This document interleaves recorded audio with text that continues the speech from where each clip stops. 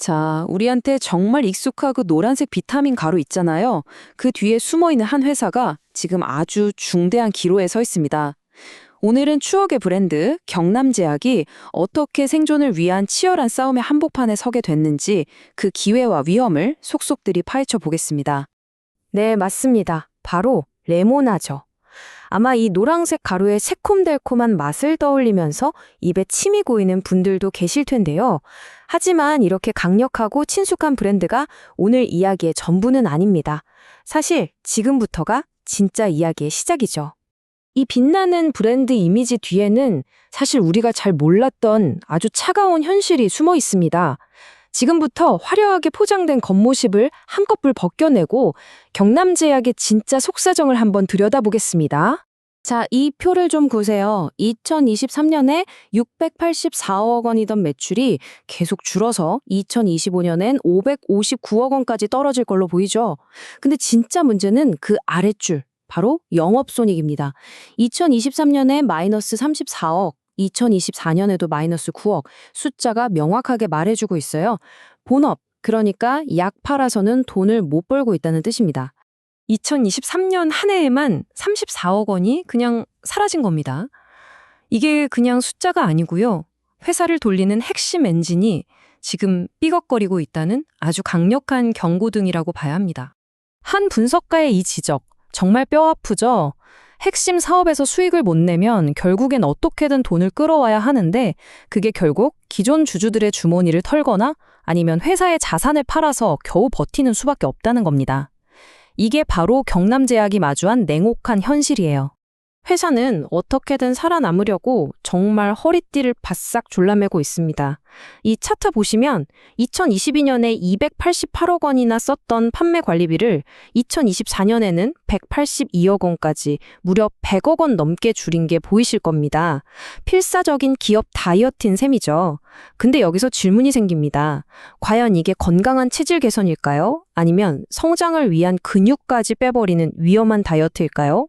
자, 여기까지는 좀 암울한 얘기를 했는데요. 하지만 그럼에도 불구하고 시장이 경남제약을 완전히 버리지 않는 데에는 다 이유가 있습니다. 지금부터는 잿더미 속에서도 희망을 찾을 수 있는 반등의 열쇠 3가지 포인트를 짚어보겠습니다. 첫 번째 열쇠는 바로 프리미엄 전략입니다. 더 이상 싸게 많이 파는 박리담회가 아니라 이 아쿠아셀 오메가3처럼 흡수율을 6배 넘게 높인 독보적인 기술력으로 승부를 보겠다는 거죠. 요즘 내 몸에는 최고만을 외치는 셀프케어 트렌드가 대세잖아요. 바로 그 시장을 정조준한 아주 똑똑한 전략이라고 볼 수 있습니다. 두 번째는 회사가 수십 년 동안 쌓아올린 누구도 쉽게 무너뜨릴 수 없는 성입니다. 이걸 바로 경제적 해자라고 하죠.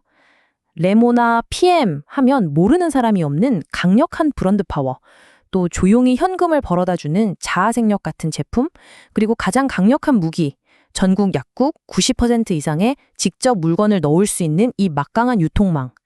이 세 개의 기둥이 회사가 흔들릴 때마다 든든하게 받쳐주고 있는 겁니다. 그리고 세 번째, 어쩌면 이게 진짜 게임 체인저가 될 수도 있습니다. 바로 새로운 대주주 미니시 테크놀로지와의 만남입니다. 한번 상상해 보세요. 경남제약이 가진 탄탄한 생산, 유통망 위에 미니시의 첨단 치과 기술이 딱 얹어진다면 이건 그냥 제약사가 아니라 완전히 새로운 개념의 덴탈 헬스케어 테크 기업으로 탈바꿈할 수 있는 어마어마한 기회가 열리는 겁니다. 하지만 여러분, 이렇게 장밋빛 전망만 있는 건 절대 아니죠. 이제 다시 차가운 현실로 돌아와서 투자자라면 절대 외면해서는 안 될 경남제약의 깊은 상처와 위험 신호들을 냉정하게 들여다볼 시간입니다. 결국 또 이 문제로 돌아오게 되네요. 5년 연속 영업 적자. 이게 가장 근본적인 문제입니다. 2024년에 잠깐 흑자를 냈던 건 뭐랄까 급하다고 집안 살림 팔아서 생활비 쓰는 거랑 똑같은 거예요. 본업이라는 엔진이 여전히 멈춰 있다는 이 치명적인 현실은 하나도 바뀌지 않았습니다. 과거의 아픈 상처도 무시할 수가 없죠. 분식회계라는 큰 홍역을 치르면서 상장 폐지 직전까지 갔던 기억이 있고요. 지금도 최대 주주와 2대 주주 사이에서 언제 터질지 모르는 경영권 분쟁의 불씨가 여전히 남아 있습니다. 회사의 방향을 잡아야 할 사람들이 흔들린다는 건 투자자 입장에서 정말 큰 리스크입니다. 그리고 주주들의 가치를 갉아먹을 수 있는 위험 요인이 두 가지 더 있습니다. 첫째는 오버행 위험인데요. 쉽게 말해 회사가 돈이 필요할 때마다 나중에 주식으로 바뀔 수 있는 채권을 너무 많이 발행해서 언제든 주식 수가 확 늘어나면서 내가 가진 주식의 가치가 떨어질 수 있는 잠재적 폭탄 같은 겁니다.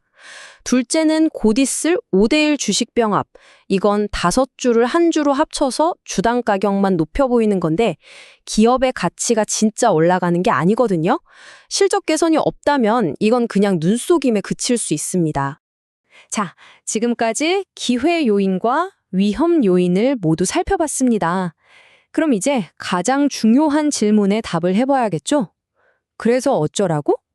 바로 구체적인 전망과 매매 전략을 세워볼 시간입니다.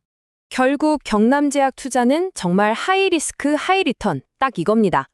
큰 기회가 있는 만큼 큰 위험도 함께 있는 거죠. 자, 여러분이라면 어떤 선택을 하시겠습니까? 이 질문에 답하기 위해 마지막으로 핵심 지표 몇 가지만 더 확인해 보겠습니다. 이익을 못 내는 회사는 뭘로 가치를 따져야 할까요? 바로 회사가 가진 재산, 즉 순자산입니다. 이때 보는 게 PBR이라는 지표인데요. 경남제약의 PBR은 약 0.4배. 이게 무슨 뜻이냐면 회사를 지금 당장 다 팔아서 정리해도 현재 주가보다 훨씬 많은 돈이 남는다는 뜻입니다. 한마디로 자산 가치에 비해 주가가 엄청나게 싸다는 거죠. 차트를 통해서 본다면 우리가 주목해야 할 중요한 가격대가 몇 군데 있습니다.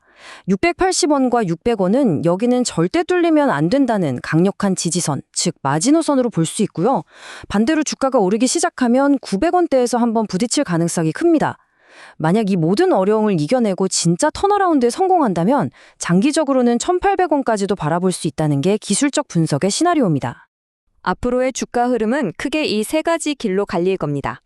미니슈와의 시너지가 대박을 터뜨리며 흑자로 돌아서는 베스트 시나리오, 경영권 분쟁으로 지지부진한 상태가 계속되는 중간 시나리오, 그리고 다시 적자의 늪에 빠지는 워스트 시나리오. 이 중 어떤 길로 가느냐에 따라 주가의 운명이 결정되겠죠. 자, 최종적으로 정리해볼까요? 한쪽 저울에는 레모나라는 막강한 브랜드와 저평가된 자산 가치, 그리고 신사업 시너지라는 아주 매력적인 기회가 올라가 있습니다. 하지만 다른 쪽 저울에는 5년 연속 적자, 불안한 경영권, 그리고 주주 가치를 훼손할 수 있는 위험이라는 무거운 추가 놓여 있습니다. 그래서 최종 결론은 보유, 즉 일단은 지켜보자는 겁니다. 다만 나는 높은 위험을 감수하고 대박을 노려보겠다 하는 공격적인 투자자라면 실패해도 큰 타격이 없을 만큼 전체 자산의 5% 미만으로만 투기적 매수를 고려해볼 수 있다는 의견입니다. 여기서 핵심은 섣불리 예측하고 뛰어들지 말고 실적이 흑자로 바뀌는 것 같은 확실한 신호를 확인한 후에 대응하라는 겁니다. 5년 연속 적자. 이 숫자가 흑자로 바뀌던 첫 번째 분기 보고서.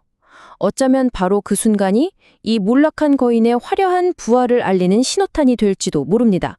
과연 경남제약은 과거의 오명을 깨끗이 씻고 재기에 성공할 수 있을까요? 그 판단은 이제 여러분의 몫입니다.